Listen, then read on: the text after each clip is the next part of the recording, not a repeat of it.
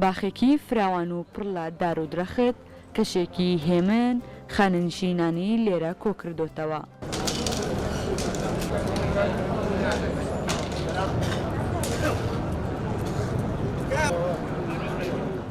ئەوانەی لەو باخەن دوای خزمەتێکی زۆر ئێستا خانەنشین بوونە و ئێرەیان کردوتە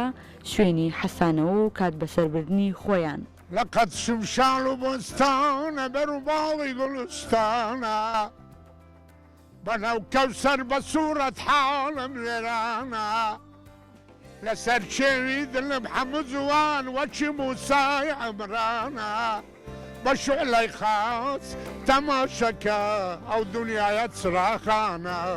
تماشای دل بریم که سپا و سلانی خوبانه چند جوان و چند محبوبه دلی یوسفی کری یعقوبه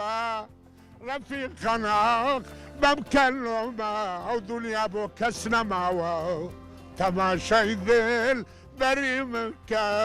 سپا و سلانی خوبانه. لەو باخەدا کتێبخانە و چایەخانە و شوێنی وەرزشکردن و چەندین جۆری یاری دەستی و تەنانەت بنکەی تەندروستیشی تێدایە.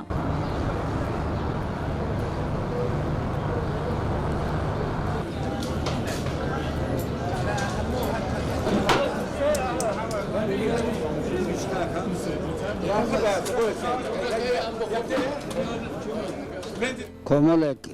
بە ساڵات داچوو دێن ئێران لەبوو بە سەربردنی کاتی خۆیان ئەنجا ڕاباردنە چ بە دۆمینێ بی چ بە ڕاضای بی چ بە کتاب خوێندنەوە بی ئەوانەی بە ساڵادا چوونە پێویستە وەسایلێکی تەرفیهی هەبی کە یعنی ئەو کاتانەی ژیانیان بەسەر ببەن بە خۆشی. یەک لەوانم ڕۆژانە دێمە مەکتەبە کتاب دەخینەوە دوای ئەوە دێمە ئێرە ڕاضە دەکەم دوای ئەوە نیورانش دەچمەوە هێوارش دێمەوە دووبارە دێمەوە هێوارش دێمەوە ئێرە لەبەر ئەوەی برادەرانم لێرەیە ئەوانەنا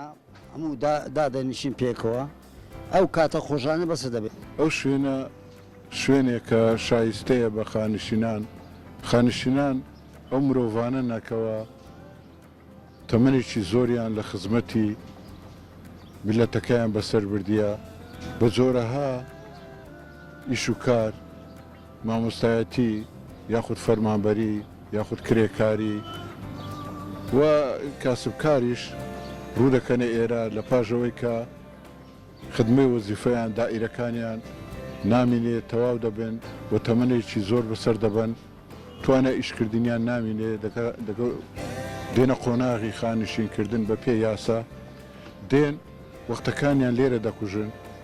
ناتوانن ئەوەندە لە ماڵ بمینێنەوە ئیشوکارێکی لە بێتوانایی ئیشوکاری قورسیان پێ ناکرێ دێن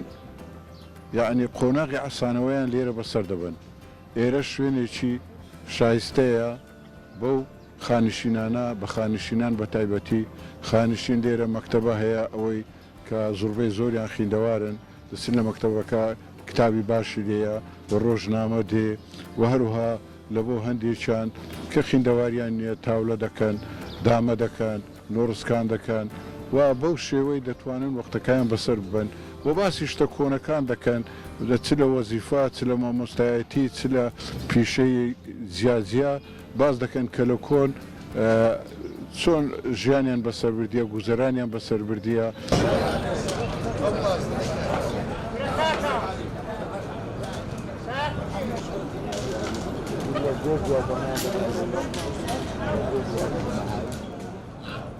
خانەنشینان کۆمەڵ دانیشتوونە بەشێکیان گفتوگۆ و باسی ڕابردوو دەکەن و بەشێکیان کتێب و ڕۆژنامەیان دەخوێندەوە.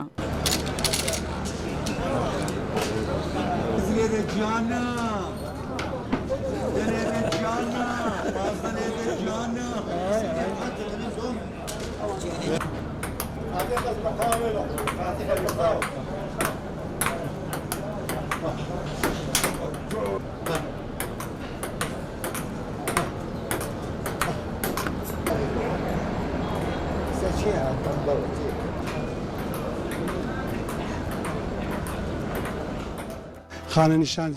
زۆر زۆر بەو شوێنە مرتاحن لەبەرەوەی کە دیتە چەقی شاری هەولێر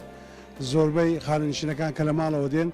بە پاس دەگەنێرە لە پێش سنتەرەوە پاشی دەستنەوە و لێرە بەڕاستی هەموو شوێنێکمان کە بۆ خزمەتی خانە نشین ئامادەکردیە لەوانە بنکەشی تەندروستیمان هەیە لەبەرەوەی زۆربیان ئەوانە نەخۆشی درێژخایینیان هەیە لێرە عیلاج وەردەگرن بەلاژ بەبێ مقابل وارووا سنتەری وەرزشیشمان هەیە مەکتەبەیەکی نازاریشمان بە حدودی 1500 کتابمان هەیە یعنی بەڕاستی لە بەیانی ساعات 8 دەکرێتەوە هەتا مەغریب خانە نشینەکان هەموو بە زۆر لێرە مرتاحن هەموو شتێکیان بۆ ئامادەکرایە و حتا دەرزی لوقاعاتی کۆڤید 19مان هینا لێرە لێماندان و هەموو ساڵێژ لێرە دەرزی ئەنفلۆزەی مەوسمی هەیە ئەویشی شاراسەریمانجێ لێیان دەدەین ئەوانەیە بیانەوێ ئەمە لەویان ئابە حتا ڕۆژنامەکان هەموو ڕۆژێ بە 100 جەریدەی شەرقەڵە و 100 لێدا بەش دەکرێت لەگەڵ چەند گۆڤاری چکە کە دەگاتە دەستمان.